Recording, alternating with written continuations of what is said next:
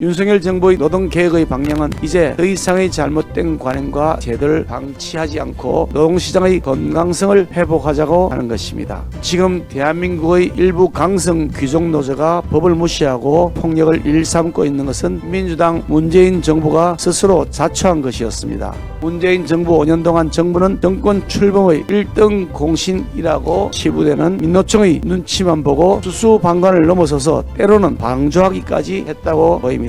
노조의 잘못된 관행과 불법 행위에 오히려 부추긴 것이 아닌가라는 지적을 받아도 할 말이 없을 것입니다. 바쁘신 일정에도 불구하고 오늘 민당정 협의회에 참석해 주신 모든 분들께 감사의 말씀을 드립니다. 제가 당대표로 선출된 이후 첫 번째로 주재하는 당정협의회입니다. 시급한 면생 정책 현안을 직접 챙기면서 윤석열 정부의 성공을 안정적으로 뒷받침하기 위한 민당정 회의의 첫 과제가 노동조합의 투명성과 관련된 노동시장의 개혁 사안입니다. 대한민국 미래를 위해서 윤석열 정부의 3대 개혁 중에 노동개혁은 가장 시급한 과제입니다.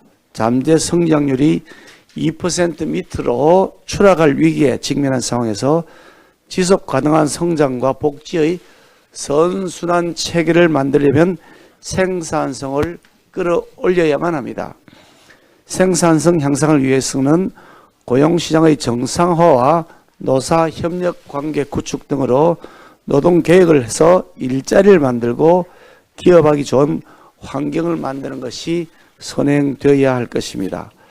노동개혁은 국민의 삶 자체인 일자리와 직접적으로 관련된 가장 시급한 민생 현안임과 동시에 지속 가능성과 미래 세대를 위한 개혁 과제라고 생각합니다. 그 중에서 회계의 투명성 강화는 가장 기본이라고 할 수 있습니다. 사회적 과비용을 초래하는 회계의 불투명성은 개혁의 첫 번째 대상이고 이것은 어떤 경우에도 미룰 수 없는 숙제라고 하겠습니다. 지난 2021년 8월 말 택배 대리점을 운영하던 40대 이모 씨가 민주노총 산하 택배 노조의 집단 괴롭힘을 원망하는 뉴스를 남기고 극단적 선택을 했던 사건 아마 다들 기억하실 겁니다. 그 뉴스에는 하루하루가 지옥 같았다라고 했습니다. 민노총의 집단적 괴롭힘이 얼마나 고통스러웠으면 세 아이의 아버지인 이 씨가 스스로 세상을 던졌을지 참으로 안타깝습니다. 윤석열 정부의 노동개혁의 방향은 이제 더 이상의 잘못된 관행과 제도를 방치하지 않고 노동시장의 건강성을 회복하자고 하는 것입니다.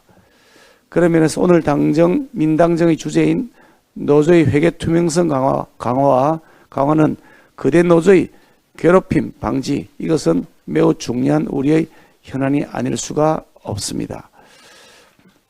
불투명한 노조 회계, 산업 현장의 불법 폭력과 과도한 노동 현장의 침해 사안은 오롯이 아무 죄도 없는 성실한 노동자들과 국민에게 돌아갈 것이기 때문입니다. 사실 지금 대한민국의 일부 강성 귀족 노조가 법을 무시하고 과격한 폭력을 일삼고 있는 것은 민주당 문재인 정부가 스스로 자초한 것이었습니다. 문재인 정부 5년 동안 정부는 정권 출범의 1등 공신이라고 치부되는 민노총의 눈치만 보고 수수방관을 넘어서서 때로는 방조하기까지 했다고 보입니다.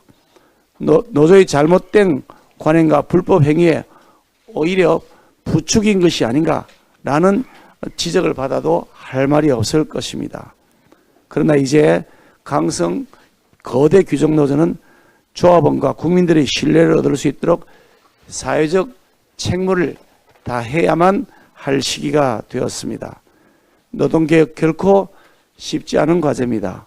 그러나 그럼에도 불구하고 그것을 해결해야 대한민국이 살고 우리 청년들의 미래가 있습니다.